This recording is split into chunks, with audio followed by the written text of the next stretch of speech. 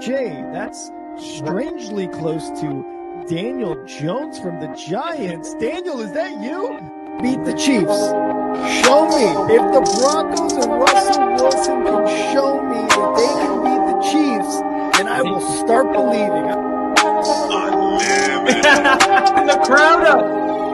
And so are this defense, and Kansas City won't snap the ball again. The Denver Broncos have beaten the Kansas City Chiefs. Dave Montgomery on the Lions, former Bear, gonna make this his revenge game for sure. David Montgomery gets the touchdown that ices the game. No! And there's a flag. There's flags. There's flags. There's flags. There's flags. Snap. Hold. Kick. Denver wins! Denver wins! Let's go! They open. No! What happened? Oh shit. Yo, what's up, everybody? Welcome back to the only football podcast. Tonight, we're going to be recapping the Super Bowl between the Eagles and the Chiefs. The Eagles came out on top and are Super Bowl champions. We're also going to be talking about Kellen Moore being hired as the Saints head coach. We're going to be doing an early look into the top 2025 NFL draft prospects. And of course, we're going to end it off with the Chives with Kyle. Oh, let's get it.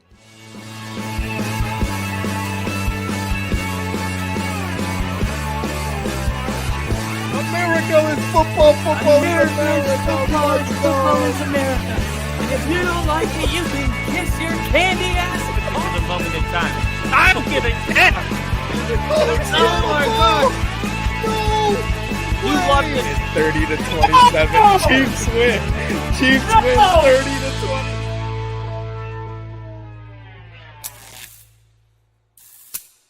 Woo! Ladies and gentlemen, welcome to the Only Football Podcast. I'm Kyle and that's Rick. I'm Rick, that's Kyle. It is our first episode post-Super Bowl. It's also our first episode of the offseason. We made it. I'm officially happy about it. You mentioned we're going to be talking a little bit about draft later. We are 71 days away from the draft, which is not that far when you really think about it. Like 71 days. And these teams are going to be changed forever. But before we turn the page officially, we got to talk about what we saw on Sunday. That was a beatdown. I mean, that was one of those Super Bowls where it's just totally lopsided. I mean, we were all waiting, at least I was, for the Mahomes magic to kick in and the Chiefs to make it a game. Even if it stayed a two-possession game, I still thought they would come back to some extent. And it just never happened. It never got going. The offensive line could not stand against the D-line for the Eagles, and the Eagles offense. Credit Kellen Moore and mostly Jalen Hurts, because I said this after the Super Bowl. Saquon Barkley didn't go for his usual 350 yards. He actually 350. He actually had a pretty modest day.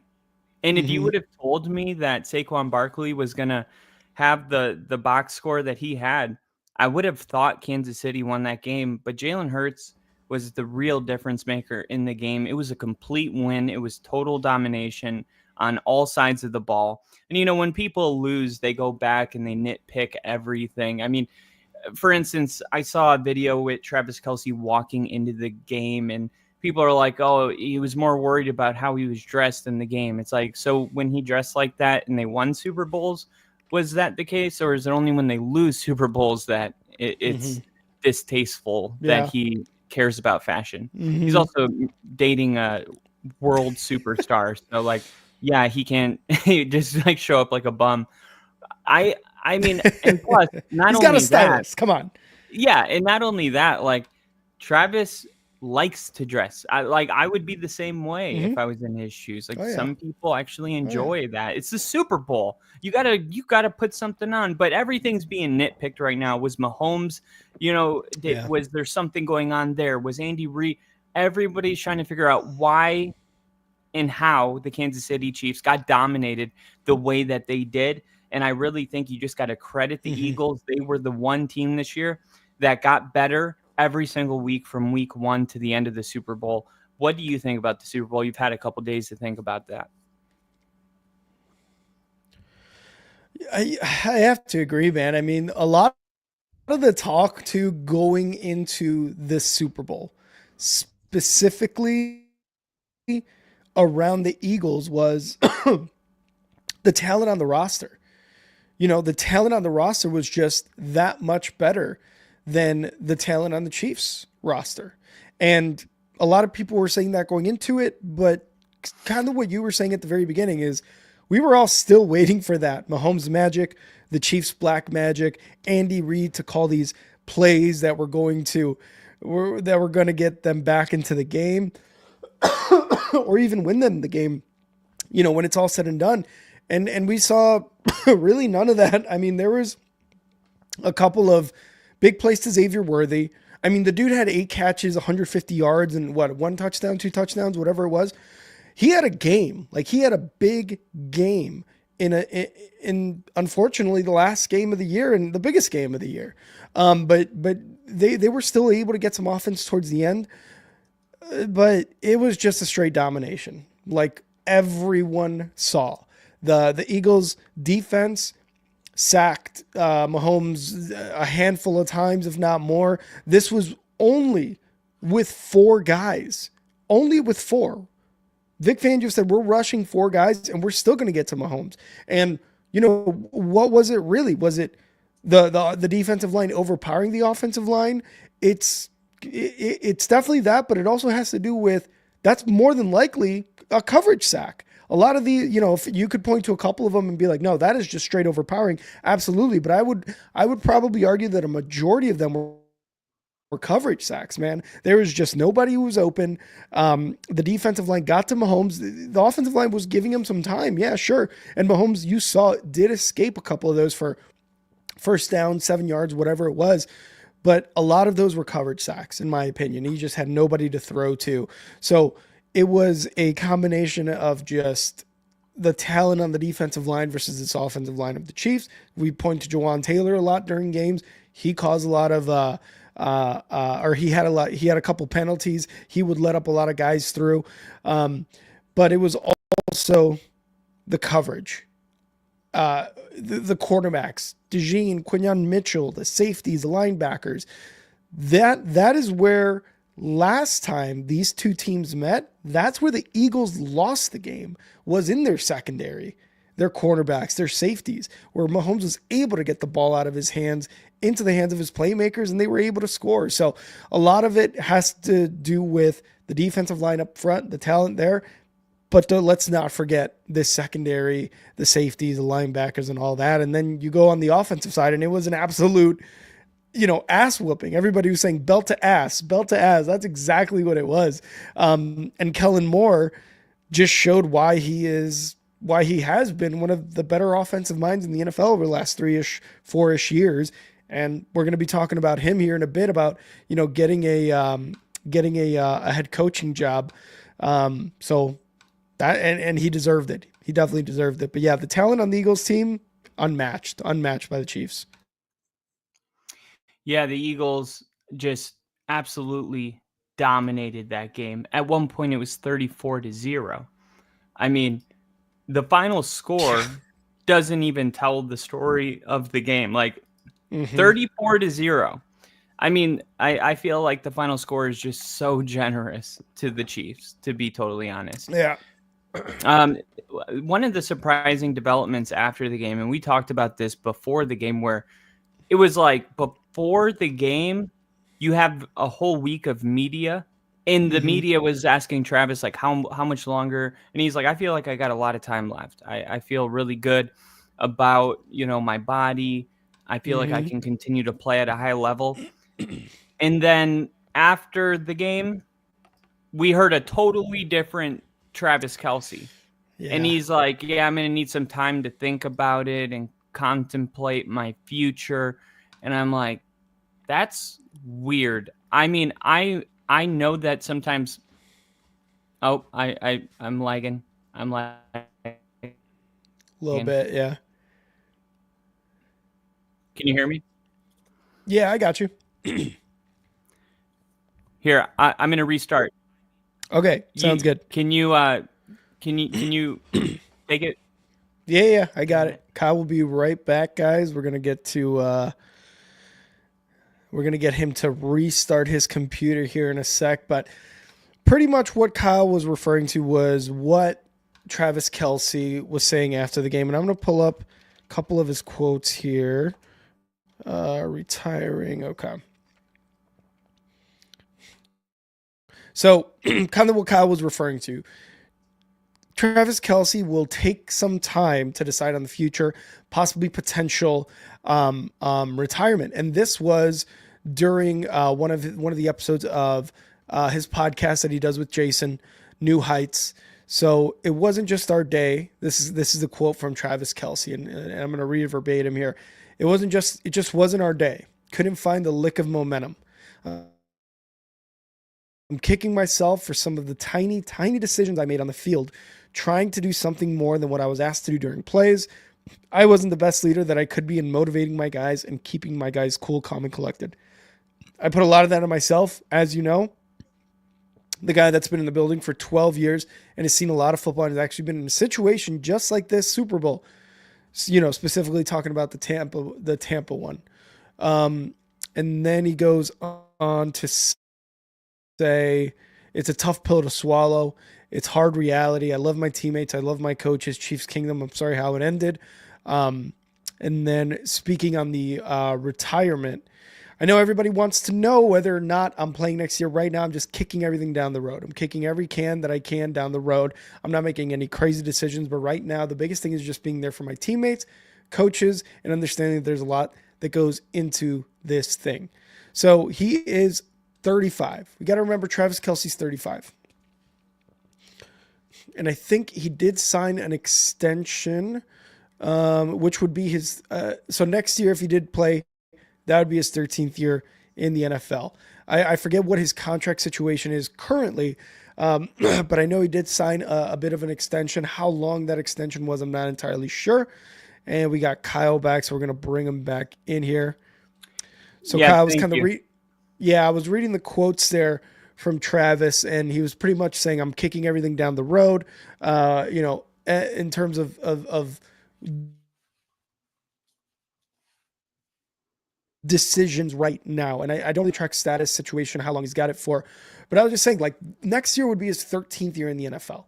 So he's taken a lot of hits. He's a tight end. He is a captain. He is a leader on this team. So I can see why he's mulling things over and why the tune in terms of what he said prior to the Super Bowl to what he's saying now could be different. A loss like that is tough, especially with some of the things he was saying in terms of not motivating his guys, not being there to keep everybody calm. So that right there is an emotional toll. Do you take that into the following season on top of the physical toll that your body has taken? So that's just some of the things he was saying. So I'll let you take it from here. But next year would be his 13th year in the NFL. Yeah, it sounds like a lot of seasons, but at the tight end position, we've seen tight ends that are of Travis Kelsey's caliber do this at a high level, and that's kind of normal. Tony Um, Gonzalez. Tony Gonzalez, Antonio Gates, Jimmy Graham, uh, what was the guy's name out of Dallas? He went into the booth. Jason Witten. Witten, yeah. Travis Kelsey's the leader of those guys, arguably, that I just named. And Yeah. at 35 years old, do you think he's got football left in him? I mean, I'm kind of It's rough. torn on it because Yeah. this year going into the season, I would have said he was the undisputed number one tight end in football. Mm-hmm. Nobody would say that right now, period. I Yeah, think no. Sam Laporta would be higher, even though Sam Laporta had a down year, Mm-hmm. because we've already seen what he's capable of last year. And with this year, I would expect him to take a bigger role. We Mm-hmm. would say Kittle has jumped him, Yeah. as far as performance. Trey And McBride. Trey McBride for sure. Um, I'm trying to think. I'm probably leaving some really good ones out. But the point is we saw Travis Kelce go from a undisputed number one to like maybe he's a top 10 tight end this year. If he Mm-hmm. plays, like, is Mm-hmm. he a top 10 tight end this year? I mean, he wasn't this year. Would he be next year? I don't know. Mm-hmm. Maybe not, because you're expecting him to get better, and that's not normally what happens with age.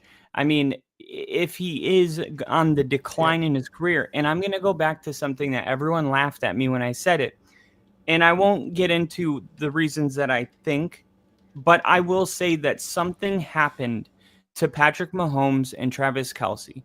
Something is different, and body language is a real thing. If you just watch football and you saw these two the last couple years and saw them this year, I can't think of one like moment where I was Mm-hmm. like, "Oh, I was wrong about that. They're fine." I never had that moment where I was like, of Yeah. course, like they would celebrate a touchdown or something, but it was so independent. There was nothing unifying about these two on the field this year. And if anything, Patrick Mahomes' favorite tight end Mm-hmm. was not even Travis Kelce on the Chiefs. And then you get to this Super Bowl Yeah. where if there's one thing that can like tear people apart or bring them together, it is that type of a loss in the Super Bowl. I mean, you saw Stephon Diggs Mm-hmm. in the playoffs walk out of his locker room before the players even got to have a conversation about the game.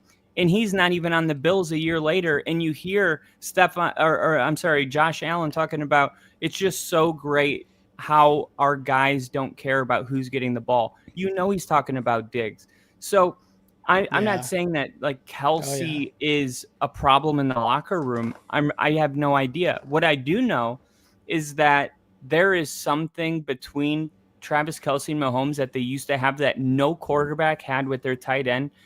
And it was something that people were like, everyone knows to cover him, yet he gets 100 yards every game. Like Mm-hmm. there's just this unstoppable duo and chemistry between them that it no longer exists.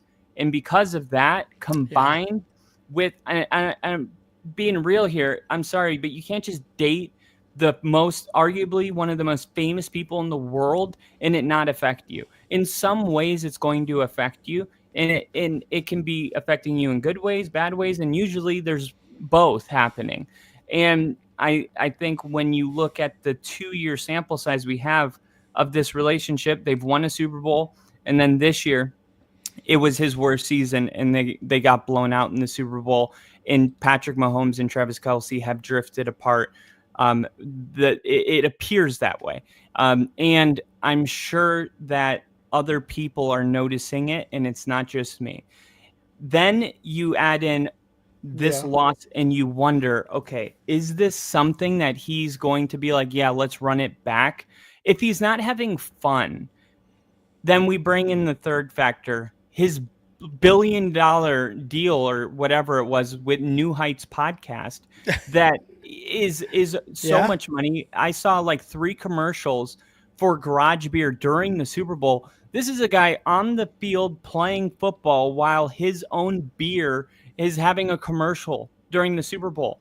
Not Mm-hmm. to mention the countless other brands that he's representing on commercials from everything that you can think of. So money is there. But is he Mm-hmm. having fun, and is the joy of playing football there? If that's not there, then it really doesn't matter. If he doesn't have these like, I need another ring, well, I Mm-hmm. mean, he's got so many that maybe that isn't there. And so you may not have the same drive for a ring, and you may not be having as much fun, and you don't need the money. I just feel like he's drifting away from football faster than anybody could have predicted, especially though last week saying that he has so much football left, feeling Yeah. that way to being like, I don't know if I'm coming back next year. It tells you that there is a little bit of emotional instability going on. It could be because it's an emotional game, and you just can't process these emotions right after that. Mm-hmm. That's why I always said when people would get pissed off at Brett Favre or Aaron Rodgers for being like, I don't know if I'm coming back, they'd be like, get rid of him. He doesn't. And it's like, dude, these are like really tough decisions. Like if you are putting your body on the line, like what goes into saying, yeah, I'll play another year. You can't just make that decision. They asked Manning after Super Bowl 50, and he said, I'm going to quote my good coach, Tony Dungy, and say, don't ever make an emotional decision. And that's not what I'm going to do today. All of the greats that dedicate their life to football go through the same process. Travis Kelce might not have a decision for 3 months, to be honest. Mm-hmm. Yeah. That's all I got.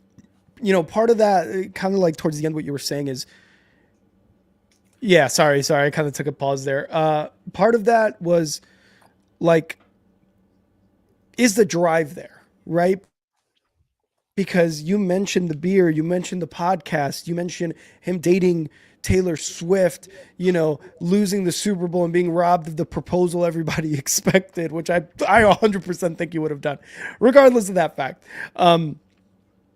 Is the drive there? Is the wanting to win there? Right. And I think that's a fair question. Regardless, he's won 3 Super Bowls. He's been at the top. He's been one of the top tight ends. He's been an all pro. He's been a Pro Bowler several times. I mean, almost every year except his first 2 years. He's finished top 10 in offensive player of the years twice. He has been to the pinnacle. He has been to the top of the mountain. So it is one of those things like, my brother moved on, and that too, I think that kind of plays a role in it too, right? Dude. Like I don't know if a lot of people really take that perspective into consideration when talking about Kelce or when Kelsey's talking about retirement, whatever, right? And that's huge. And it's like, okay, we're selling beer. We've got a bunch of other stuff going on. Do we want to continue to do this? I've won 3 Super Bowls. He's won a Super Bowl. We've won championships. We're probably going to go into the Hall of Fame. So I think that's a fair question to ask. Like, hey man, like, do you really want to do this for another full season? Do you want to do OTAs? Do you want to do preseason? Do you want to do another full season that is more than likely going to lead into a postseason, which is just a few more weeks of work? You know, when you've got plenty of revenue streams coming in, based on your success and your past success and your current success doing what you do. So again, this is like, I think something athletes go through all the time, right? Like, I've got endorsements, I've got ads, I've got this, I've got that. I want to spend time with family. He's 35. He's had a very successful career. Taylor. And you mentioned it. Exact. I was going to say, like, you mentioned it. He's got one of the most famous girlfriends, or one of the most famous women in this country, in the world, as his girlfriend right now. You don't want to go on tour. You don't want to wear a top hat and a tuxedo on stage with her again. Like, that shit seemed fun, like, to him, it looked like he was having fun. So I don't know. The whole, like, the week prior with Radio Row and what he was saying about playing to now, it's just like, it hits like that, and decisions are and can be made like that. But you're right. I don't think the emotion should go into it. I think it should be more of a calculated thing. And obviously I don't know what kind of decision, what kind of feelings and thoughts go into a decision like that. I've never been in a situation like that. But it's going to be interesting to see, because like you said, it's one of his worst years outside of his rookie year. Thing to see how or who would be the next number 1 tight end, or the guy that Patrick Mahomes is going to rely on to get those clutch receptions for first down or something like that, right? It's going to be interesting to see. I'm sure Chiefs fans are also very interested to see what that's going to look like moving forward into training camp, mini camp, OTAs, and all that stuff. And I want to quickly just answer this question for JST. By the way, JST, what's up? Shout out to Jinja, E-Dub, and Daniel Barry in the chat. His question is, I know neither of you like the Chiefs. I respect the Chiefs. I'm not a fan. I respect dynasties, but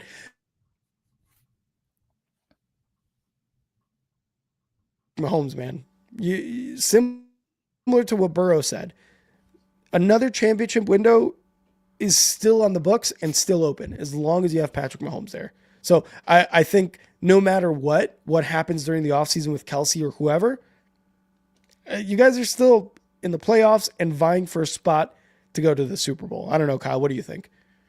Yeah, I think the same thing. I think the way Travis Kelsey played this year and the fact that the Chiefs still got to the Super Bowl, you can look at it two ways. You can say, well, I'm pretty sure Mahomes can do this without Kelsey, and I think that's true.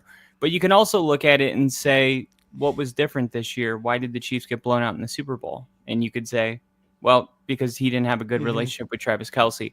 So, I mean, it just depends on which way you want to look at it, but really only time will tell. But yes, Mahomes is fantastic. He's not great because of Andy Reid or Travis Kelsey. He's a beneficiary of those things, but he is great in his own right. Xavier Worthy in the Super Bowl showed up, and that relationship between him, that's a good sign. But I feel like letting all these players go, which is what they had to do, because these guys are like, dude, I just won a Super Bowl. I'm capitalizing on my value, and I'm gonna go after generational wealth, not rings. I got the ring, and now I want to make sure that my grandkids have money. So when you lose players at the rate that the Chiefs do, it's hard to continue to go to Super Bowls. The only way they can do it is Patrick Mahomes. I also think it's kind of weird because today I would say that Josh Allen played at a higher level all year, yet Mahomes won against him. It's kind of weird with Mahomes because you're kind of wondering like how this whole thing is working, and they've taken pieces away from Tyreek Hill to offensive linemen to star cornerbacks, L'Jarius Sneed, and yet they continue to have success. So you're just going to have to wait and see, but I feel like everybody's going to be expecting the same level of success regardless. As long as 15 is there, they got a shot. But the AFC West is going to be way harder next year. You got the Chargers going in another draft class. This was year one. They exceeded expectations. The Broncos exceeded expectations and got a franchise quarterback. And on Radio Row, he sat down with Kay Adams, and I can't believe he said it, but he said, all I'm going to say about next year is we're going to be a dangerous team. And that is kind of the feeling about the Broncos. And the Chargers have a very similar feeling right now. And with the Chiefs, that kind of loss can either make you or break you moving forward. We'll see. It's not going to be easier for the Chiefs next year, especially without Travis Kelsey, but we may be entering the couple years here where the Chiefs don't, have the floors, the AFC Championship. Maybe they're going to lose in the divisional round and have to build back through the draft, and maybe it'll take 2 or 3 years until Mahomes wins his next Super Bowl. Tom Brady won 7, and he still has like 3-4 year gap where he didn't win any. I think Patrick Mahomes and the Chiefs are going through that. I think that's the beginning of this next couple years. I may be wrong, but that's how I'm feeling. Yeah, and I don't think that's like something to kind of be like what at, because you saw the way they lost. Yes, they lost to Tampa the same way. They came back and won 2 in a row after that. But the Eagles look great.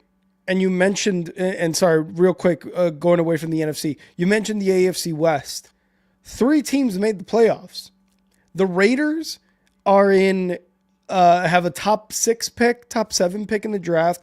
They got Pete Carroll, who is probably going to have some sort of, I would say, a positive effect in terms of culture and roster building and all that stuff. So the Raiders are in prime position to get better as well this next season. Now, I'm not going to say playoffs by any means. I think they're a little far away from that, but in terms of how much more difficult it'll be for the Chiefs, the AFC West has 3 teams that made the playoffs this year. So you expect for something like that with, Sean Payne, Bo Nix in Denver, Harbaugh, Herbert, and McConkey in LA for the Chargers, you would expect something like that to just continue to keep moving forward in terms of making the playoffs. So yeah, I don't think it's outlandish or anything to say that the Chiefs are going to have a difficult time. Believe me, they still have the window there with Mahomes, like you said. As long as 15's there, that window's still open. But I think it'll still be a little bit more difficult now.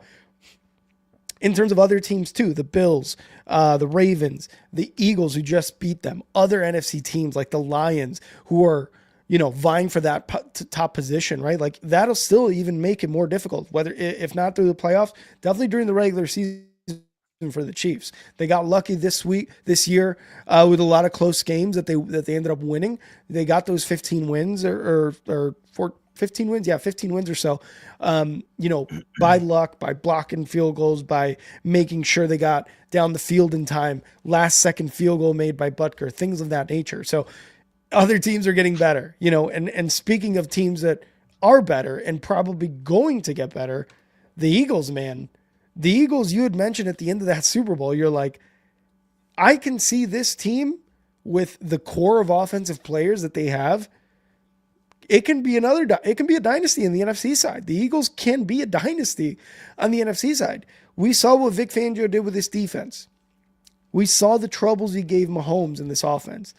You see that Jalen Carter is in his second year. Cooper DeJean, Quinyon Mitchell are going to be mainstays as cornerbacks for the next 5 years until they, get extensions. And then on the offensive, Bond, he's on a 1-year deal. I would assume I think he might test the market from a couple of things that I've heard and read and listened to. But they should bring him back because of the type of impact he made on this team. And then you go on the other side of the ball and you're like, oh, AJ Brown, Devontae Smith, Saquon Barkley, year one Super Bowl, and the man who can bring it all together, Jalen Hurts.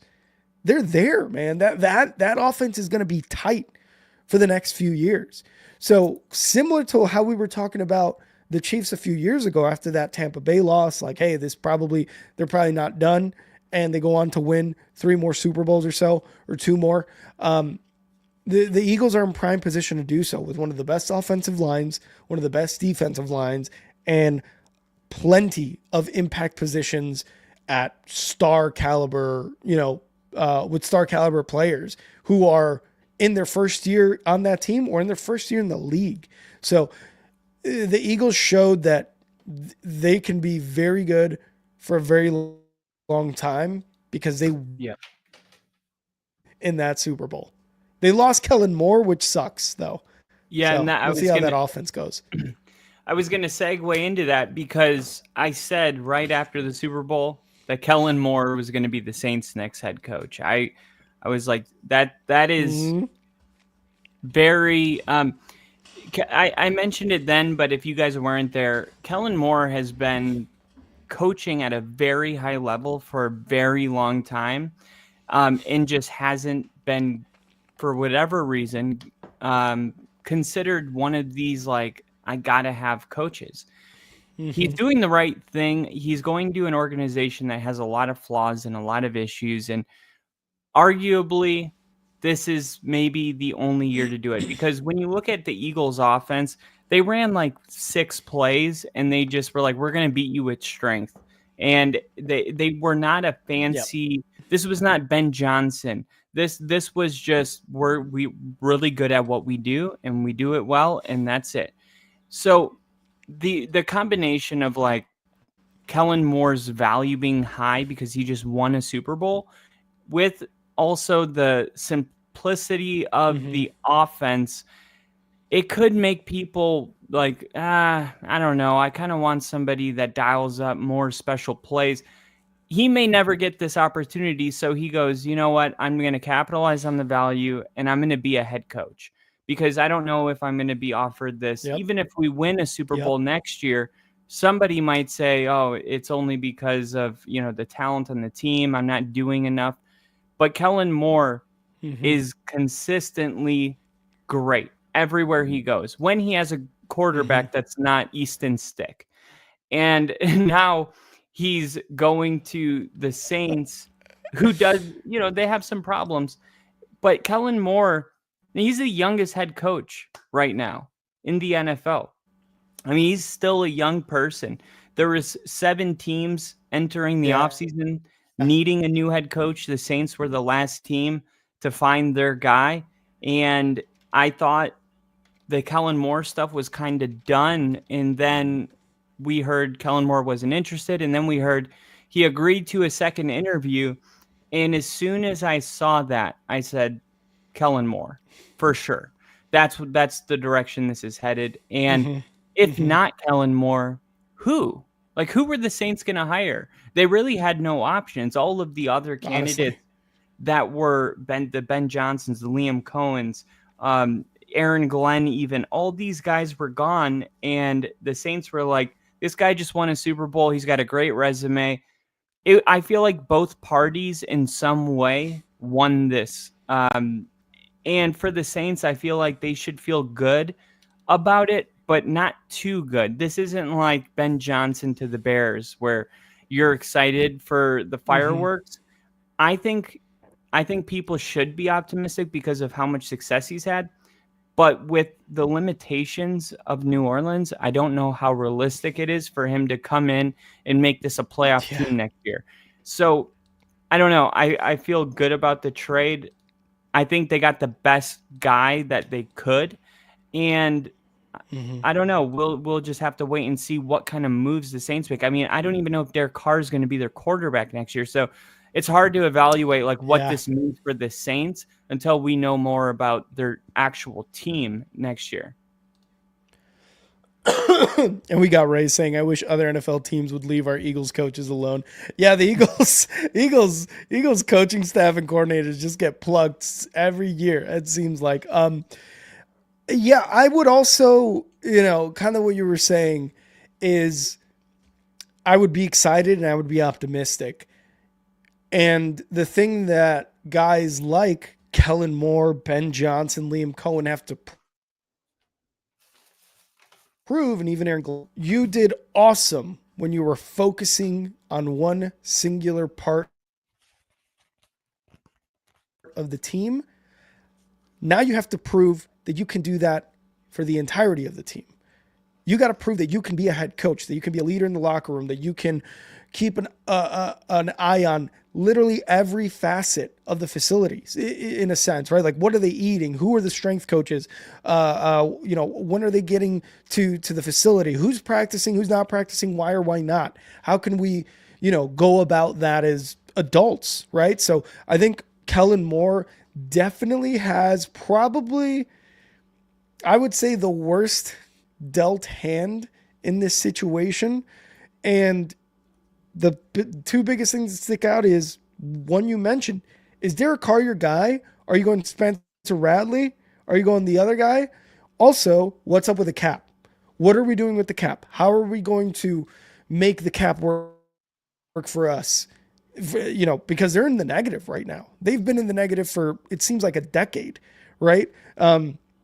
Also, injuries. Who are we bringing in? Wide receiver depth. The offensive line, is it any good, right? So I would say he's dealt the worst hand, but the Saints ownership and front office has a lot of that blame is on them. So they have to be able to tell him, hey, or I'm sure they told him in the interview, and they have to show it to him. This is our plan. Because a lot of people say, there's only 32 of these jobs, but Ben Johnson didn't go into that interview with the Bears and go, this is what I can do for you guys. And the Bears were like, yep, that sounds good. You're hired. It was also like, what can you guys do for me as Ben Johnson, as a head coach? How are we aligned? Are we aligned with Ryan Poles? Are we aligned with Kevin Warren? Are there actual boundaries that neither of us are going to cross depending on what the situation is or what the argument's about? The same thing had to be told to Kellen Moore, right? Like, hey, this is our plan with the cap. This is our plan in terms of Derek Carr. This is our plan for this. What do you think? And Kellen Moore, again, has shown that as an offensive coordinator, he's very, very good. He still has to prove things for a head coach, what the things he has to do as a head coach. but there's give and take on both sides. It's just in terms of like the team, the Saints are probably the worst off in terms of teams with an opening this year. And then I'd probably say like the Jets maybe, but at least the other teams had like quarterbacks. Kellen Moore's going to be starting from scratch, and who knows what direction they're going to go in. So Kellen Moore, he's going to have a lot to clean up. And when you look at coaches who have taken jobs recently, your Dan Campbell's, your Dan Quinn's, who were able to flip these teams in a matter of 1 to 2 years, I think we have to temper expectations for the Saints, especially if you're a Saints fan, given the situation that the Saints team is in right now. Is like, this might be a 2 to 3 year thing. Like, this is a 5-year contract, more than likely, for Kellen Moore, but half of his contract is probably going to be like, hey, we're competing for the division now, finally. Year 3, year 4. Like, I get that a lot of people want to expedite this process in terms of making your team one that can make the playoffs, or at least be competing for the division. But with the amount of problems going on in New Orleans, I think expectations definitely need to be tempered. But like you said, at the end of the day, the Saints got the best guy they can. I don't know if they had interviewed McCarthy or not. Minimum. But I guess when you talk about young minds, I guess Kellen Moore was probably their best bet. Yeah, and historically, hiring young head coaches is pretty hit or miss. I mean, I'm looking at a list of the youngest in the modern era, youngest head coaches ever, and it's like, let me just give you a couple of guys: John Madden, Mike Shanahan, Mike Tomlin, Bill Cowher, John Gruden, Sean McVay, Don Shula. Oh, wow. These guys, I mean, there's like a good amount of, these are the youngest ever. And these guys are like between 30 and 35 years old when they're hired. Most of the time, I think because if you're a young head coach and you're becoming or if you're a young guy and you're becoming a head coach, that means that there's something that they saw that they were like, we don't really care that you don't have a ton of experience. We think you're ready for it. And usually it takes exceptional people to instill that confidence in the upper management. This year, the youngest head coach is Kellen Moore, who's 36, which comparatively is not that young when you look at, like, Sean McVay was 30 years old when he became a head coach. You know, Lane Kiffin was 31. Raheem Morris was crazy. 32. When these guys, though, that are between 30 and 32 years old, mostly were busts. Lane Kiffin, a couple guys I don't know, Raheem Morris, Josh McDaniels. But when you get between like 33 and 35, it's a lot of hits. It's a lot of guys that or in the Hall of Fame right now, or still coaching. So it's just fun to look at. Kellen Moore being 36, the youngest head coach. That's pretty cool. We got 5 coaches that are in their 30s right now. Mike McDonald, Kellen Moore, Ben Johnson, Sean McVay, and Liam Cohen are all young coaches, and the only defensive guy there is Mike McDonald. It's kind of funny when you think about a defensive head coach. You think of like an older, angry, aggressive personality. When you think of an offensive coach, younger, more athletic, dresses kind of nice. Yeah. It's like the two worlds are so different. But the Kellen Moore and the Ben Johnson and the Sean McVay and Liam Cohen, I think all of those guys are going to be good head coaches.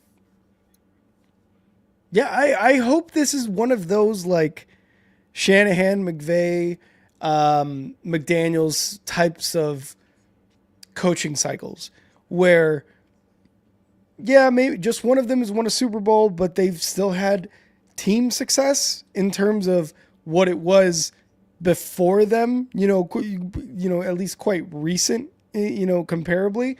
Um, Obviously, I hope Ben Johnson's the best one out of the cycle.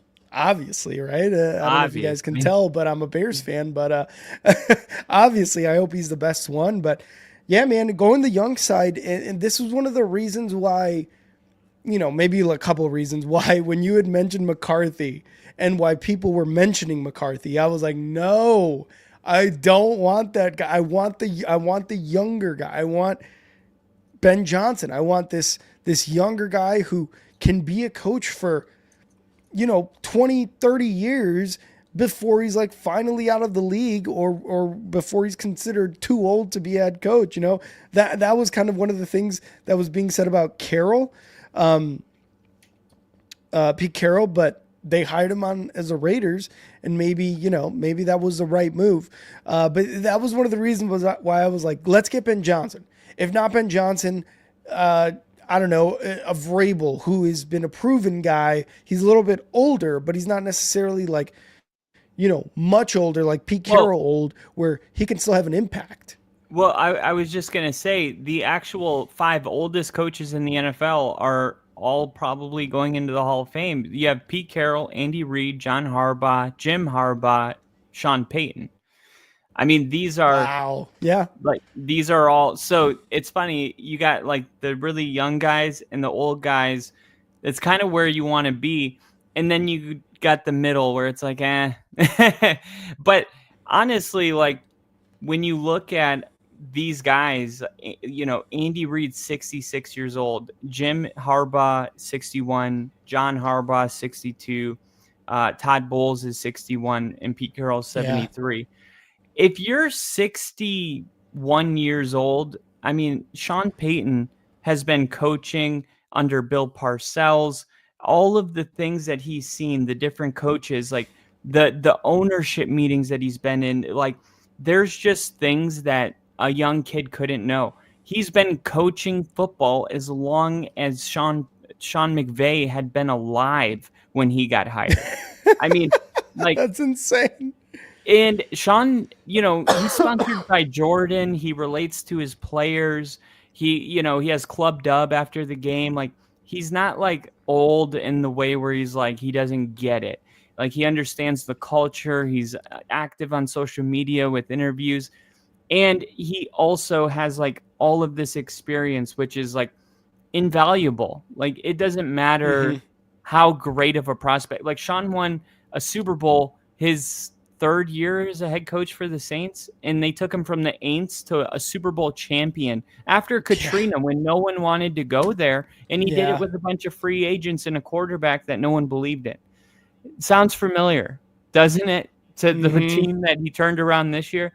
So I think when you look at the success he had and how quick he had it, it tells you that he's always been a great coach. But there's just certain things in life that you can only learn with experience and time in service. And that is I guess that's the benefit of being an old coach. But I could understand you wanting a young one. I feel like out of all those old coaches, I would pick Sean Payton. Not just because he's my coach, but because I think that he's one of the guys that I was shocked when I saw he was 61. I thought he was in his 50s probably.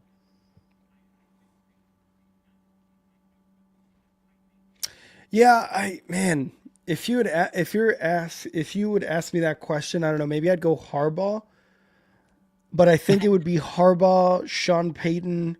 Who are the other ones? Pete Carroll. I can't see you. No, I know. I figured this is better than me constantly freezing.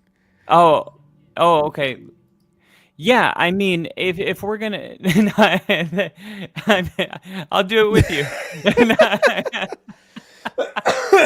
No, Who are the other coaches? Pete Carroll. Oh, thank God. Okay, good. Who are the other ones though? I hate you. What do you mean? Who are the other older coaches in the league right now? Sean Payton, Harbaugh, Carroll. Pete Carroll, Andy Reid, Jim and John, Todd Bowles. Oh, I'd go Andy Reid then. I'd go Andy Reid. I mean, just based off what he's done with the Chiefs. Yeah. And then I'd probably go.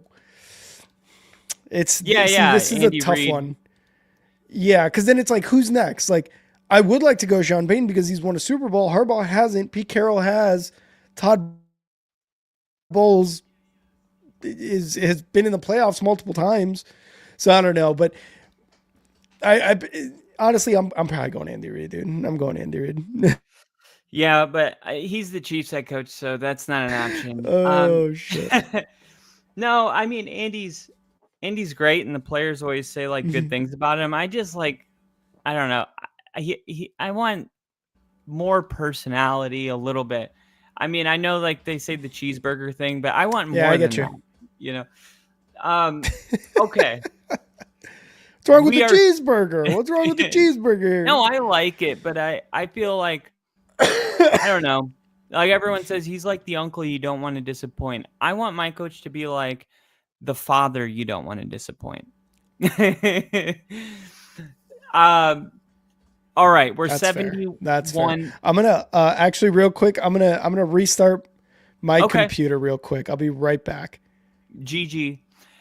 Okay. All right, be right back. Now we are 71 days away from the draft. And we were talking about this before we started. I was like, no, if you guys have been here, if this is your first off season with us, I do a deep dive. I mean, I go into the players, I break them down, I do mock drafts. Last year, I drove to Indianapolis for the combine. I brought a lot of special content from there. I also interviewed people. My brother went to high school with Xavier Hutchinson, his older brother, Quentin Hutchinson, who was drafted by the Houston Texans. We got some things that we're working on this offseason to bring in special interviews and things like that. And I just found out that Jacob Tamme, our tight end during Super Bowl 50 with Manning, his grandmother lives in the building that I work in. And we were just talking about maybe doing something. So there might be some really cool stuff. But about the draft, I wanted to at least crack the can open here. And we're not going to get into the deep stuff, but we're just going to have like a basic conversation about this year's draft. Okay. Team needs and the players that everybody's obviously after, because there's not like last year where there's 6 quarterbacks taken in the first 12 picks, Bo Nix being the last one. Arguably, I said this, but I think it's going to be the greatest quarterback class of all time when it's said and done. I mean, we already know that 2 of the quarterbacks, I mean, I know Rick would say 3 with Caleb Williams, but we already know that we have over half of them are going to be franchise quarterbacks. JJ McCarthy looked really good in the preseason. And then you add in Michael Penix Jr., who looks like he belongs in the NFL. I thought that maybe he wouldn't look that good. And then he took the field and I'm like, this guy's good too. Are you kidding me? And then, of course, Drake May, he looked awesome with what he had to deal with what he, the limitations in New England. So, like last year was so historical that it's almost like, oh man, that kind of sucks. And the question is like, why didn't the Giants pick a quarterback last year? Like, what the hell were they thinking? They have Daniel Jones. Dude. Danny Dimes. They didn't even like Daniel Jones. And then they decide to stay with Daniel Jones and draft Malik Neighbors. I don't understand it at all. It makes no sense. Okay. Mm-hmm. Then you got teams like the Browns. Okay. Obviously the Giants, if they didn't draft a quarterback, and I just want to ask you this real quick. The only thing I can think of, being a logical person, is that the Giants wanted to draft a quarterback this year, meaning that a player was going to be available that they were like, well, we can do that next year. Mm-hmm. Is that it? Honestly, I have no idea. I mean, you saw the viral clip about the offseason going on with the Giants. Like, our identity isn't going to be a $13 million a year running back. That $13 million a year running back in this situation that you weren't going to be in just won the Super Bowl. So I really don't know where their heads were at or have been at, because when you brought up the point of them not picking a quarterback and instead going Malik Neighbors, Malik Neighbors is going to be a star, I think. If this quarterback class, all of them in the first round, turn out to be 10 plus year starters, playoff wins, Super Bowl wins, the Giants are going to go down as like one of the, or at least that offseason is going to go down as one of the worst off seasons the Giants have ever had. They got rid of Barkley and they didn't draft a quarterback when they needed a fucking quarterback. So yeah, you asked a question about the Giants. I don't know where that front office's head was at. If they really were looking at, hey, maybe Shedeur Sanders, hey, maybe Cam Ward, hey, maybe Carson Beck, maybe Drew Aller, I believe, from Penn State. One of these guys is definitely going to fall in our laps. Yeah, Shedeur Sanders and Cam Ward are maybe the only two quarterbacks worth taking right. this draft. So I don't know what the Giants have been thinking for the last few seasons, if I'm being honest. Yeah. I really think Shedeur Sanders is going to the Giants. I mean, that's what makes sense to me. Yeah. The Giants have to do that. That's just the reality. So I think that the Giants are going to end up trading probably with Tennessee. You look at the Cleveland Browns. Myles Garrett requested a trade, and I think the Browns are going to honor that, and I think they are going to trade him. And I mean, Myles Garrett's arguably the purest pass rusher in the game. Mm-hmm. And by the way, Rayoid, I don't know if you're saying me or Rick, but I definitely didn't say John Harbaugh didn't win a Super Bowl, because I remember he beat the Broncos by the Hail Mary in 2012 to do it. Yeah, I meant I don't know if I just said I don't know if I just said Harbaugh or if I said John on accident, but yeah, definitely Jim. Jim Harbaugh was the one that has not won one yet, but he's been a one. Yeah. Yeah. Cleveland, though, they're going to probably have to replace Myles Garrett, and Abdul Carter out of Penn State makes the most sense to me. So right off the bat, I'm looking at Abdul Carter to the Browns. I'm looking at Shedeur Sanders to the Giants. Some people may think Cam Ward, but I feel like whenever we're kind of torn on somebody, and this is just me, I like to go with legacy, legendary. Who your father is does actually matter in terms of football. If you look at the historical evidence of ex-players' kids playing in the NFL, I mean, they're usually better. I mean, you got Pat Surtain and Pat Surtain II. He just won Defensive Player of the Year. Can we just talk? Can we just say that for the first time on this podcast? That No, Patrick boo. Surtain, Boo. what do you mean, boo? Boo. You didn't even have any competition in that. Boo. Why? Oh, I don't know. Just to piss you off. That's it. But I mean, there's only been 3 corners to win that award in the last 30 years. That was a huge day, a huge moment for him.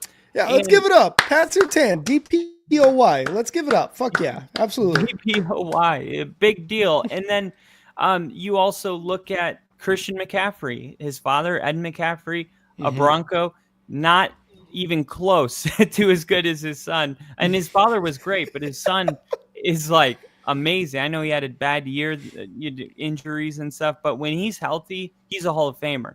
Yeah.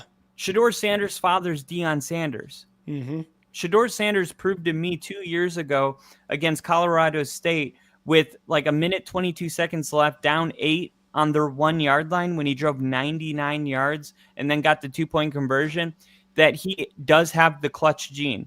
I don't care that it's Colorado State, because the clutchness still is relative. Like the players that people want to discount the school he played at, but it's like, look, the players that are on his team are around the same talent level that the players that are on their team have. and Yeah. he's the quarterback. So it's like, Mm-hmm. it's all relative. If Mm-hmm. you're in Alabama playing Ohio State, it's the same deal. It might be a different league, but it's still competitive, and you can still see a star player. They sent Bronny James down to the what's that G league League. called? The G League, and Yeah. he's looking really good in the G League. He's Mm-hmm. looking like he's ready to maybe come back up next year and actually get a significant amount of time on that team. So when you stand out on the lower level, that's what we're looking for. Did Shedeur Sanders stand out in Colorado? Absolutely. Mm-hmm. He absolutely stood out, and he's got a great arm. He does do a football tap before he throws. Going to have to coach that out. It adds Yeah. another half second to your throw. Things like that. Yeah, the mechanics, he's going to get better. The question is, does he have intangibles? Is he fast? Does he have a big arm? Does he have good reads? Does he make good decisions? And is he clutch? Yes, yes, yes, yes, yes. Who's his father? Let's let's roll the dice and bring Shedeur Sanders to our team versus someone like Cam Ward, who you may think, yeah, but this guy's just maybe a safer choice. To Mm-hmm. hell with safe. Let's Mm-hmm. go for the guy. Caleb Williams was the safe choice. Jaden Daniels almost went to the Super Bowl. Yeah. So I think if you look at the last 2 years, Bryce Young was safer than CJ Stroud. Shedeur Sanders might be number 2 on people's quarterback board, but I think he is the number 1 quarterback to take this year. Even if he takes 2 years to develop, it could be like a Josh Allen. That's my prediction. Shedeur Sanders isn't going to have a Jaden Daniels year, but I do think that in 2 years, everybody will see why he was a number 1 overall pick if somebody's smart enough to make that happen. I like that comparison. I think, and you've watched probably way more Colorado football. You watch college football more than I do, just in general. A is he like a Tom Brady, or is he like a Lamar Jackson? I can run the ball too. I can use my legs. He's Lamar probably uses his legs more than Shedeur, but Okay, but Shedeur runs more than like a CJ Stroud. Um, okay, I would say Jaden Daniels is a pretty good comp okay. because Jaden Daniels will get you like 50 rushing yards a game, Mm-hmm. but he's not like going off for 120. So yeah, I think Shador's this is the new NFL prototype quarterback. In case you guys haven't been watching football, you have to be able to run the football and be a dual threat quarterback, but not solely rely on it. Mm-hmm. Otherwise, that's not it either. You got Mm-hmm. to be able to throw the ball. This is just the new way of playing quarterback. You don't compromise arm strength, read, processing. You have to have all of it. Yeah. It's a full package. I don't care if we're talking Josh Allen or we're talking. I mean, name a quarterback that really doesn't use his legs. It's Jared Goff and Jordan Love maybe, and Yeah. Brock Purdy. Yeah. I mean, the shorter list is now what used to be. That guy's special. There's nobody like him. Mm-hmm. That's not the case anymore. And I think Shedeur Sanders too. What is Cam Ward's height? Is he? I think he's 6'2". I thought he was a shorter. Yeah, he's 6'2". I Oh, think okay. Shedeur Sanders is 6'3". So these things matter a little bit because, and I'll tell you why. The same thing with hand size. Shedeur is 6'2" as well. Hand Mm-hmm. size is really important. When Sean was scouting Bo, he said one of the things he loved about Bo was that he's like 6'2", but he has a size 13 feet, and your feet and hands usually match up. So he's got really big hands, which means when you're grabbing the football in the pocket and you're taking sacks, less fumbles. This year, that was what he said in the offseason. This year, Bo Nix didn't take a single sack that led to a football. He didn't have a single fumble this year. So Oh, having nice. height and big hands is something that actually translates onto the field. And the biggest mistake people make is they draft systems, not players. How many times did we hear, oh, Bo Nix just throws checkdowns? You have to be able to scout beyond that. Sean said, give me everything that's not a check down. I'll evaluate that. See, Oregon had been a check down offense long before Bo Nix got there. You can't knock a quarterback for playing in the system that he played in, just like you can't knock J.J. McCarthy that they ran the football so much at Michigan under Jim Harbaugh. Yeah. You have to be able to draft the quarterback beyond the system that he played in. And I think too many scouts these days, they get so caught up in the system that they played in that they think that it limits the quarterback's capabilities, when the reality is they don't know what the quarterback's capabilities are because they haven't seen it in a different environment. So just right off the bat, I think Shedeur Sanders is the guy that I'm after, but I'm hearing good things about Cam Ward. I watched him play. I mean, he looks good. I don't know if the star power is there. If you're talking ownership, then selling seats, selling jerseys, all of that stuff that comes with Shedeur Sanders, it's all money. Yeah. I think that's the pick. That's the franchise pick. But that's what these interviews are about. Where's his head at, you know? Mm-hmm. Yeah, I could NIL players, it's a way different ball game than old college players. Now money's not even like it used to be. I got to work my ass off to get a contract so I can get millions. Now you're bringing in millionaires from college, and now it's the owners have less leverage, so it really does matter what kind of person they are. Yeah, it's just a different landscape. You're right. And really, just to go back real quick, I think Sean loved the fact that Bo had big hands because Sean likes to get manhandled. You know, no, he's just like, yeah, Bo, yeah, hold me, brother. All he had in there was football stuff. Oh yeah, get those hands in that backpack, he had boy. A tennis ball for his back. Oh, that looks one so of those good. Vibrating muscle things. He had a playbook. Hey, Bo, come give me a back rub real quick with those hands, bruh. You're right though. Shedeur, I'm gonna agree with the things you said in terms of like the name, the fact that he's gonna put asses in seats, he's gonna sell jerseys, he's gonna sell the image of the team. But you're right, it is a different landscape now because similar to a lot of the guys that came into the draft last year, I mean, Caleb Williams was, I think, the top earning NIL college player, like of all time, or at least in that year.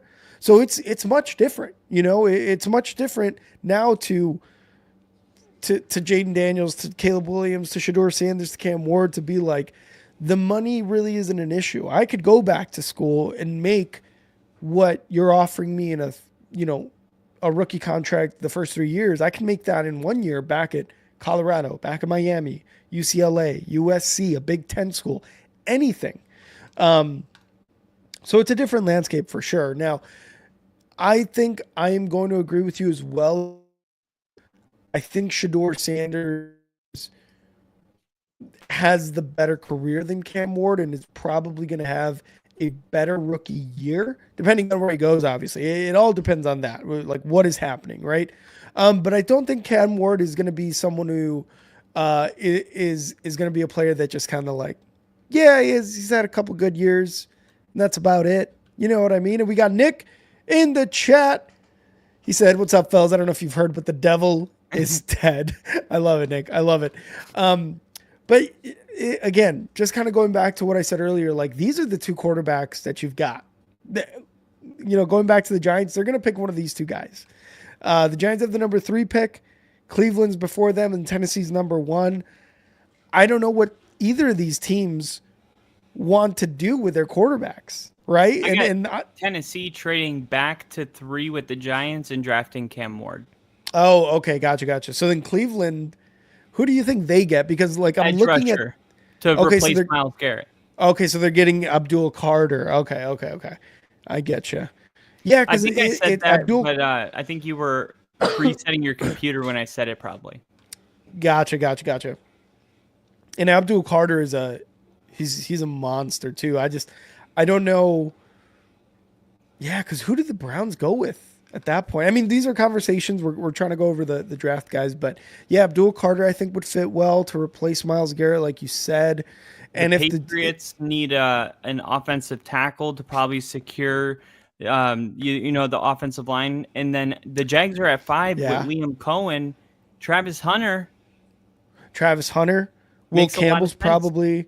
I was gonna say Will Campbell's probably going to the Patriots unless they want to go with Kelvin Banks tackle wise. The Patriots are going to go heavy on the offensive line, and that kind of worries me a bit because I know that's what the Bears need as well. Although I think they will have their pick of either Kelvin Banks or Will Campbell when it's all said and done. But and then we have Jacksonville. Who were you saying? Travis Hunter, right? Yeah, I think with Liam Cohen's creativity mixed with the versatility of Travis Hunter, I Mm-hmm. think it's a perfect match. And Trevor hasn't really gotten like they did draft out of LSU. What's his name out of LSU? Oh, I had him on my um, fantasy football league. um, what position? The wide receiver in the first round they Oh, drafted. Malik Neighbors. No, the Or Jags. Brian Thomas Jr. Brian Thomas Yeah, Jr. I think Brian Thomas Jr. is awesome. But if Liam Cohen goes into this offseason, Travis Hunter, Brian Thomas Jr., Travis Etienne, Trevor Lawrence, I Mm-hmm. feel like I have more faith in Liam Cohen than most. If you guys haven't been watching, Yeah. I've been saying that he's the best head coach in this cycle. Duval. And the Jags were really smart to go out of their way to make sure he was the head coach. But for sure, for You sure, can't have confidence in the way he said Duval. You I can't. still haven't heard it because I'm avoiding it. So bad. I don't want to cringe, but yeah, dude, imagine what Liam Cohen, imagine what Ben Johnson, imagine what like these creative offensive minds could do with a guy like Travis Hunter. I think him going to the Jags is a reality. I could see that. I could see that. And then the Raiders. The Raiders are number 6. One of 3 teams with 4 wins, and they pick 6th. Who do they go with? Because the quarterbacks are going to be gone, the 2 that you want. Like, do you go McMillan, the wide receiver from Arizona? Do you go defense with Mason Graham from Michigan? Do you do something weird and go Ashton Genty from Boise State? There's a lot of positions that the Raiders need. So I don't know which of these top guys in terms of, draft, they like where would he go? Well, you got Devin Witherspoon, Byron Murphy, um, Earl Thomas. When you look at Pete Carroll Mm-hmm. and what he does as a head coach, he likes to draft on the defensive side of the ball. Mm-hmm. I mean, unless there's Ooh, somebody like nice. Yeah. that is like a Travis Hunter slips, and still Travis Hunter, I think he can play both sides of the ball in the NFL. Mm-hmm. So he could even go that route if he were to fall. He won't, but if he did, he could go that route. I think Pete Carroll, when you think Pete Carroll, he's going to Pete Carroll. I mean, he's 72 years old. He's not changing now. Yeah, he's going to Mm-hmm. draft a corner, the best corner in the draft, Will Johnson out of Michigan. Yeah, that's what And I was thinking. Yeah. he's going to do what Pete Carroll does. And what we do know is in the league, having a premier shutdown corner, I'm not going to say you have to have it, but you kind of do have to I have would it. say you do need to have that. Yeah. At least one. Mm-hmm. And I don't think the Raiders have that. And you go through the division and you're like, okay, the Broncos have Surtain. We need to get somebody that's can shut down a team's number one no matter who we play, especially if our offense is going to be going through growing pains. We got to make sure that our opponents aren't scoring 30 points a game, because in no way, shape, or form are we prepared to do that on the offensive side of the ball. And then you mix that reality with Pete Carroll's identity, and they're going to go defense. Question for you, because this one I think is PFF has this guy rated number 5 overall in terms of prospects. The Ashton Genty, the running back from Boise State. We've seen recently teams be hot, be cold, and then be hot on running backs. And through the draft specifically, a lot of people were criticizing who was it? The Lions for bringing in Jahmyr Gibbs. And look what he's done to that offense. Look at what type of I guess other, just the talent that he brings, right? So Ashton Genty, do you think he goes first round? And if he does, absolutely. What pick though? Are you thinking top 10? Are you thinking top 20? Are you thinking 21 through 32? What are you thinking? I think that he's going to fall down the board a little bit to 20, and I think the Broncos draft him. Ooh, that would be, yeah. No, I wish. The Broncos need him though, Yeah, he's going to go number 12 to the Cowboys. The Cowboys, okay. They have a history of drafting the best running back in the class every, 3-4 years or something. Yeah. And that's what's going to happen. I mean, I don't think the 49ers with their running backs and McCaffrey are drafting a running back. I just don't see it. The Bears, could they draft Gianti?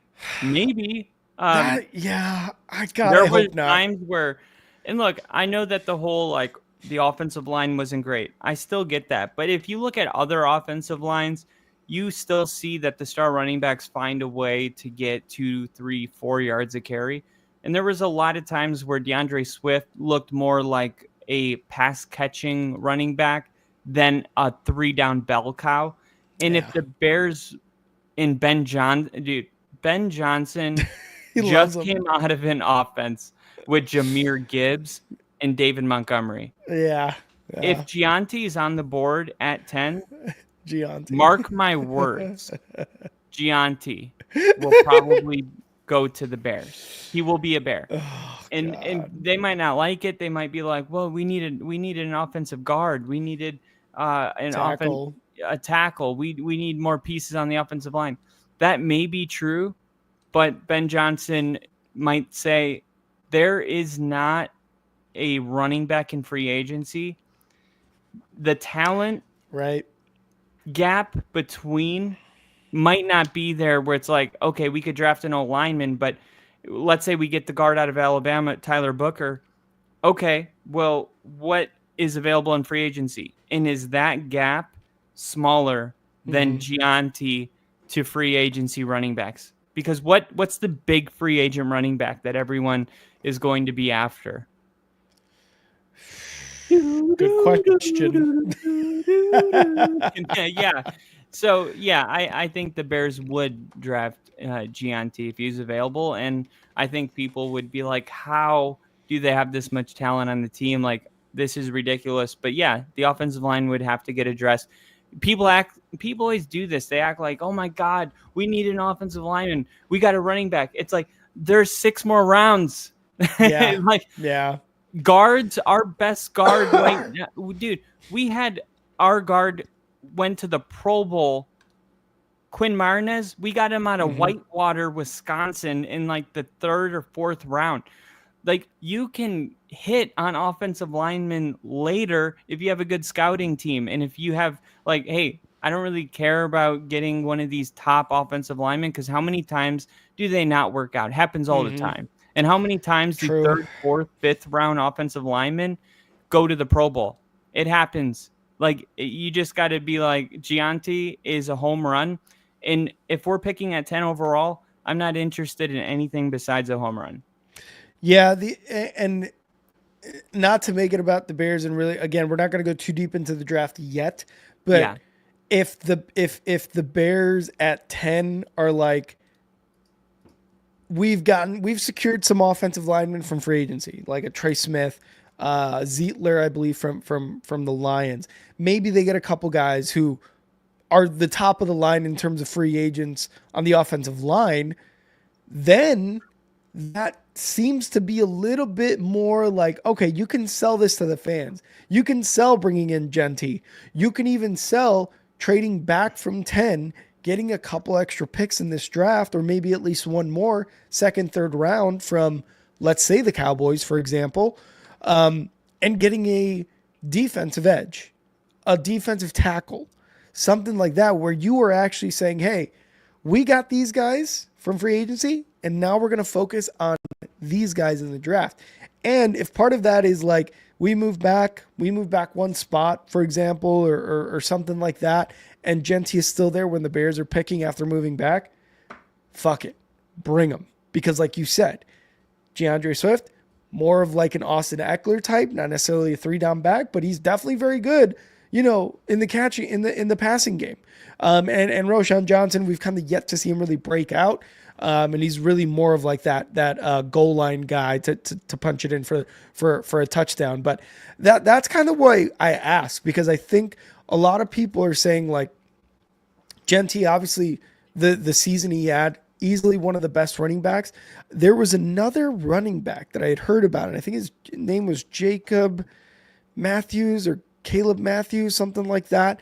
And he was from Iowa State. And that was one guy that I was like, ooh, he might be one of those low-key guys, third, fourth round running backs that a team gets and breaks out, because it might not be Ashton Genty who has the better rookie season, but he's definitely the best running back in terms of prospects for the draft coming up.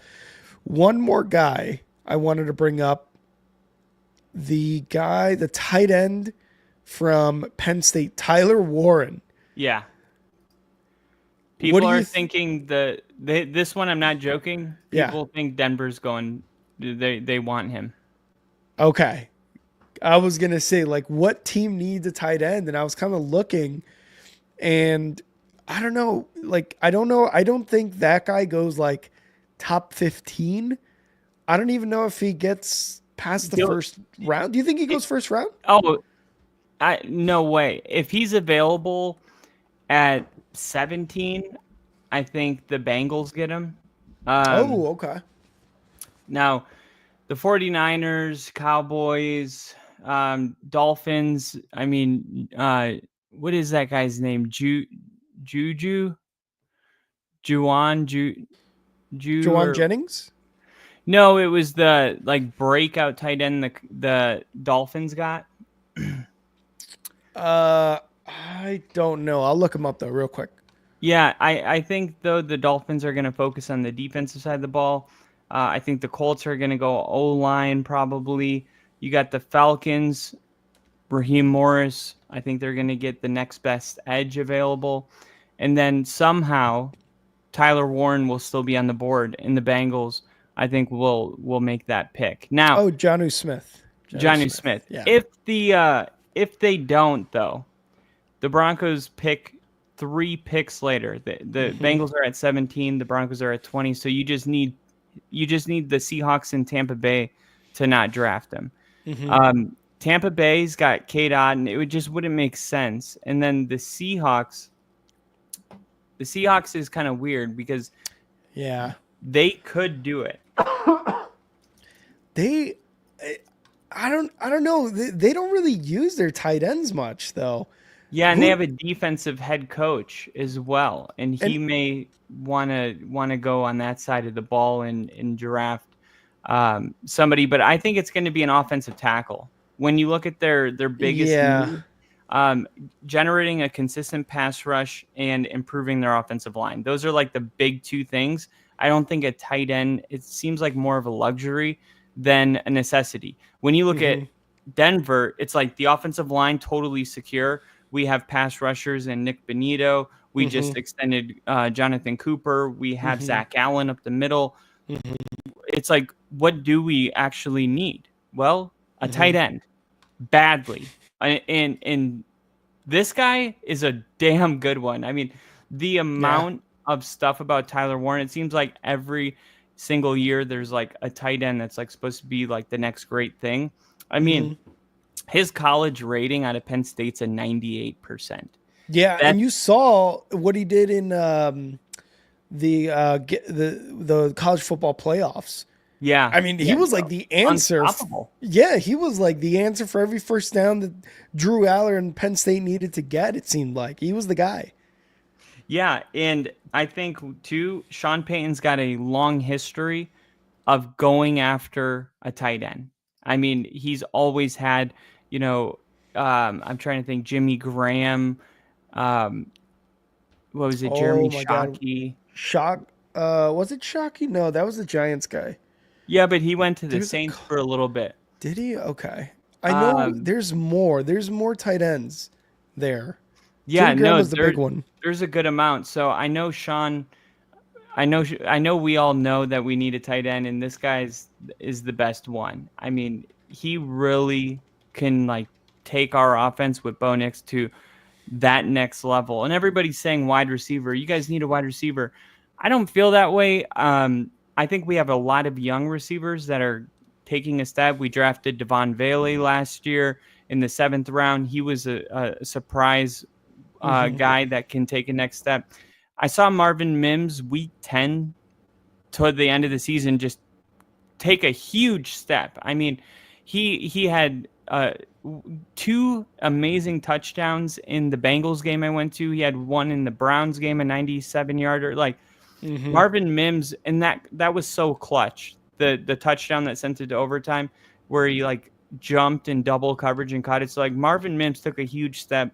I like Cortland Sutton. I would like to see them bring in a veteran wide receiver, whether it's Chris Godwin. I'm hoping it's Cooper Kupp. But my like dream offseason would be Denver drafting Tyler Warren at tight end and bringing in like a Cooper Kupp to be on the offensive side of the ball. And then if not Tyler Warren, then Gianti. But I think that this team's ready to actually compete for, all of it this year. Yeah, no, I love it, and we're gonna have a lot of time to speculate and a lot of news coming up soon. It's after the Super Bowl. It's getting towards that time of the year where free agency is gonna ramp up. Mock drafts are gonna come out, and Kyle and I are gonna be looking at that. We're gonna be talking to you guys about it. Obviously, having streams about it. So tune in, Ray, one of the newcomers. Correct me if I'm wrong, Ray, but you one of the newcomers to the channel. We got a lot of stuff. Nick, Jinja, Edub, all these guys know what we do during the off season. So stick around for that. Stay tuned here because we are going to be going deep dives, our own mock drafts, eventually doing the draft live stream as well, just like we did last year. But Kyle, is it time for the motherfucking?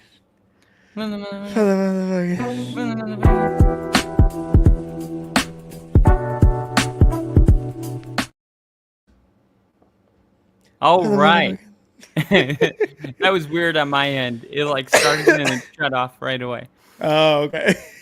Welcome to the Chives with Kyle. Okay, one last thing about Tyler Warren I wanted to throw in my chives. Yeah. Guess what his QB rating is when targeted? 123.1. Ooh, god damn, that's high as fuck. His hands are 85. These are overall ratings out of 100. His hands are rated as an 85. His short yardage receiving's a 95. Intermediate routes, 96. Deep threat, 90. Blocking, 58. He's the number 1 tight end in the draft. He's the 14th best prospect this year. From high school. This is weird, right? From high school quarterback to record-setting tight end. He was a quarterback in high school. Hey, trick plays loading right now for Denver. If they get him. and Sean's thinking that. There's no way he's not thinking about that stuff. 6'6", 257 pounds. He broke all of Penn State's tight end records. He finished his career with 22 total touchdowns, the most ever at Penn State for a tight end. Wow. His breakthrough 2024 campaign saw him shatter single season marks with 67 catches and 808 yards, highlighted by a historic 17 catch, 224-yard masterpiece against USC. That stands as a Big Ten tight end record. Warren's athletic bloodlines and multi-sport background laid the foundation for his versatility. A 4-year letterman in football, basketball, and baseball at Lee High School, he initially started as a dual threat quarterback before transitioning to tight end at Penn State. His development accelerated rapidly, going from just 10 catches as a sophomore to becoming a semifinalist for both the Mackey Award and the Walter Camp Player of the Year as a senior. And real quick, I always say the most important thing for me when I'm scouting is what is the trajectory of their career. The reason I was so high on Jaden Daniels was because from his junior year to his senior year, he took a massive jump. Mm-hmm. And that to me tells me that this player is still growing, which is an amazing sign. The fact that this guy had taken such a monster step from last year to this year tells me that there's another one to come. There is a truth to players peaking their sophomore year, and that's just like they just peaked and then they can get a little bit better. But then there's these other players that were already good, and then they take this massive step their senior year. That's always what I'm looking for. Mm-hmm. He absolutely did that. This first-team All-American established himself as college football's premier hybrid weapon in 2024, terrorizing defenses from multiple alignments while adding 6 rushing touchdowns and even a passing score. His 26-game reception streak and consistent production of explosive plays, 20 catches of 20 or more yards, demonstrates the weekly mismatch he created for opposing coordinators. Exceptional spatial awareness working against zone coverage. That's what makes Travis Kelce so great. Mm-hmm. Dynamic weapon after the catch, who gallops past defenders in the open field. Long strides, eats up grass quick. So we got a fast guy that's got a good feel for the position, that's a physical specimen that got way better his senior year. I mean, this guy's the next great tight end in the NFL, it looks like. Kyle's fallen in love with him, and he's like, if the Broncos don't get him, then what the fuck was this for? I don't think he's gonna fall that far. I don't know. Yeah. We saw Kyle Pitts go 5 overall to the Falcons, and maybe 3 or 4. And Brock Bowers just went 14th, 16th. But that was kind of a weird year with the quarterbacks. I mean, good point. And there was a lot of defensive guys too mixed in there that you were like, I gotta get this guy too. Yeah. Yeah. I mean, it would be freaking amazing. Like, don't get me wrong. I'm not saying he won't fall. I'm just saying it seems a little unlikely. I mean, do you have that kind of a guy that you're hoping falls to you that is probably not going to be there? Because if he isn't, let's say he doesn't make it to there, then the pick that makes the most sense, because Denver still needs a tight end whether he's on the board or not. Yeah, would have to. Oh, I see. Nick's. Oh, I'm about to answer that right now, actually. So, Colston Loveland out of Michigan. And Michigan does tight ends well, man. Yeah. I mean, in Michigan, I know that they didn't have the same success that they had last year, but they also lost Jim Harbaugh. They lost their starting quarterback. But Colston Loveland was one of the pieces that remained, and he continued to be great for them. His coach, and this is the interview that I was watching, he was interviewed, and he is not shy to talk about how great this guy is. He was a 2024 Big Ten player of the year, something like that at his position. This is what his coach said. I found it right. Hold on. It was back here. Here it is. I mean, ever heard of Travis Kelce? I mean, that's what you're looking at. Dude's an animal. Mm-hmm. He's an Mm-hmm. absolute animal, and like the guy just works. He works, he works. The sky's the limit for him. He does everything right, everything. The run game, he looks like a receiver when he's running routes. During the 2023 season, he racked up 45 catches, 649 yards, and 4 touchdowns. He also had 3 key catches against Washington in the playoffs. I don't know what my ceiling is, Loveland said. I do know that I can compete with anyone, and I'm going to work my butt off to become the most complete tight end I can. And that's always been the case in the tight end world, where you have these pure tight ends, and then you have your Travis Kelce tight ends that are more receiving. Travis Kelce always scored a bad run block grade. And Kittle always was the most complete package. If you said, give me the purest tight end in the league, even in Kelsey's prime, it was Kittle. But if you were like, give me what we consider the best tight end is most yards, most catches, most touchdowns, that was always Kelsey. Mm-hmm. But with Denver coming from the Bill Parcells era in that old school mentality, like, no, we're going to run the football. We're going to be balanced. It's not just about throwing the ball. Sean believes if we throw the ball 30 times in a game that we failed. Like we're not supposed to be throwing that much. Something went wrong. So the fact that like the actual makeup and identity is to really not just say it, but actually implement a strong running game. I think maybe Sean would rather have a tight end that is great in the run blocking grade, because as great as Maybe, yeah. Tyler Warren is, Mm-hmm. when you look at some of his weaknesses, he's still developing consistency as an interior blocker. So if he's going to say, okay, this guy's just so talented that we'll work on it, so be it.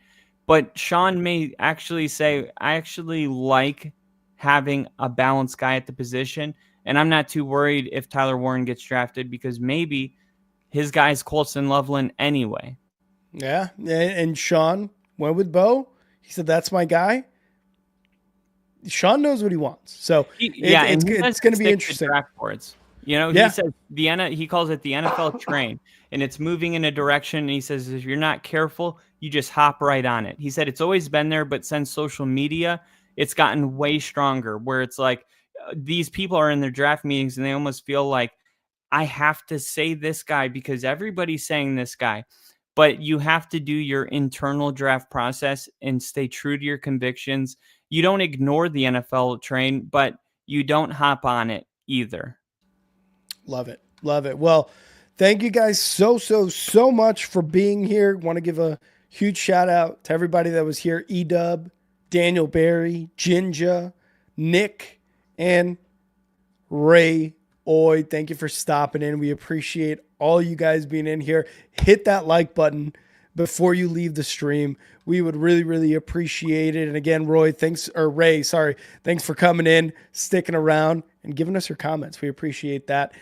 Hit that subscribe button, hit that like button, and go and follow us on X at and now Rick and at NFL with Kyle. Go follow the Only Football Podcast on X at Only Football Pod. Like I said, hit a like, hit that subscribe button, hit the share button, tell a friend, tell a family member, tell a random person on the street, tell the person you're filling up gas in your car, the person next to you filling up their car with gas. Fill them up his gas for him as you're telling them. Yes, then they'll for somebody. Exactly, and then they'll be like, okay, well, I mean, he filled up my gas, so I guess I got to do it now. So we would appreciate if you did that. Thank you guys again so much for being here. We will be back, if not this week, definitely next week.